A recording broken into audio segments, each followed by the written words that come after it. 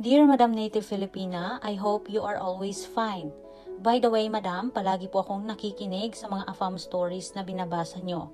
Kasi gusto kong makakuha ng lessons about experiences ng aking kapwa Pinay. Madam, gusto ko ring ibahagi ang kwento ng aking buhay at pag-a-AFAM. By the way, kindly please hide my identity. Isa po akong teacher sa Pilipinas. Nagtuturo po ako sa isang private school. Pero sa kadahilan ng maliit ang sahod, ay nag-decide ako mamasukan dito sa bansang Kuwait. 3 po ang aking mga anak.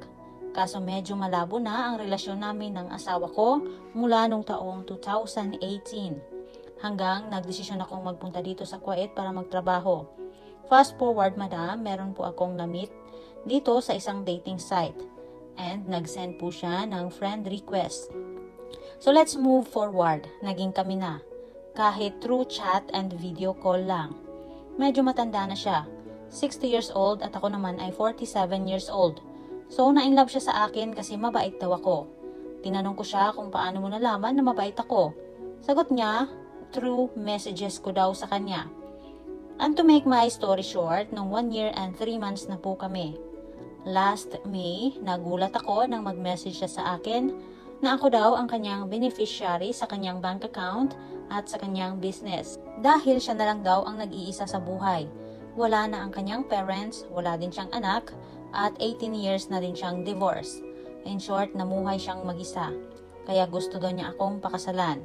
Sabi ko sa kanya, mayroon akong 3 mga anak. Ang sagot naman niya, wala daw problema kasi gusto niya daw ang mga anak ko. Madam, ngayon nag-send siya sa akin ng link sa bangko niya kung saan nakadeposit yung pera niya. Ang sabi niya, Madam, i-open ko daw ang link at fill-upan ko daw ang form.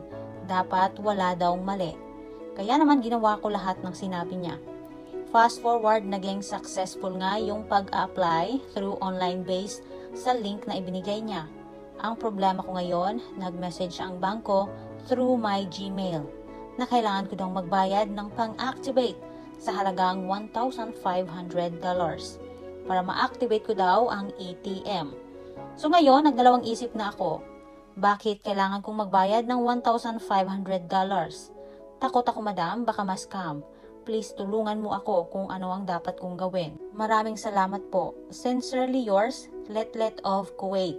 Agaray, Madam Letter Sender Letlet. Ang tagal mong pinagtiyagaang kausapin. Ang hype na yan. Ilang gabi kang napuyat pero ang ending, scammer lang pala. Diyos ko, wala kang ibang dapat gawin kundi i-block yan. Huwag ka nang magdalawang isip pa dahil tina-target ka talaga dahil OFW ka. Sana hindi pa huli ang lahat na nabasa ko ang iyong kwento. Please mag-ingat ka palagi. At maghanap ka na ng bago. Huwag ka nang basta-bastang magtitiwala. Lalo na't hindi mo palaging nakikita sa video call ng matagalan. Paulit-ulit ko yung sinasabi dito na once pera na ang usapan, sibat na.